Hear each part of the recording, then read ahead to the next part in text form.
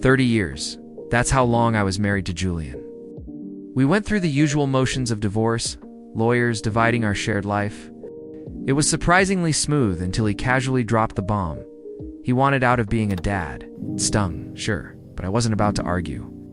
I knew all too well what it felt like to have a parent who was there but not really there. When I asked him what I should tell our kids, his response was a dismissive, "Whatever you think is best."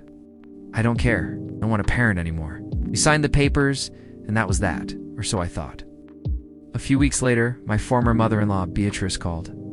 She'd always been wonderful to me and absolutely adored her grandkids, so I agreed to meet. When I arrived, she was a mess, tears streaming down her face as she begged me to let Julian see the children again. I was completely taken aback. He hadn't reached out once since the lawyer. Beatrice insisted he was heartbroken, that he'd said I was just being spiteful by keeping them from him, and that he'd been crying for days. When I told her what actually happened, she flat out called me a liar, saying her son would never say those things, especially about his own kids. That's when I decided to call him, right there in front of her. He had no idea we were meeting. I started trying to keep my voice even. Our son has a soccer game in a few days. I was wondering if you wanted to come. He'd be so happy to see you. His immediate cold reply was, "No.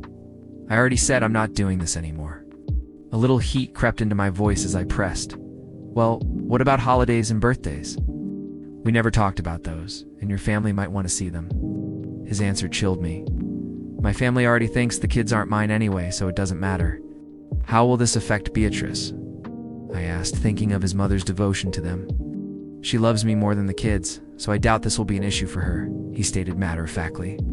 We talked a little longer, the conversation going nowhere, and finally hung up. Beatrice just sat there, her face like stone, nodding slowly at everything she'd just heard. Okay," was all she said before asking me to leave, promising to be in touch.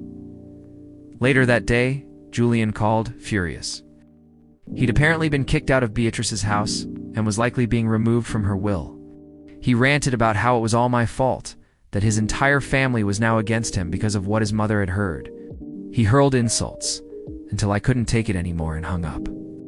Despite everything, I still plan on letting Beatrice see the kids. She genuinely loves them and wants to be a part of their lives, as does the rest of his family. But after witnessing Julian's complete disregard for his own children, I couldn't help but wonder, what kind of person so easily walks away from their own flesh and blood?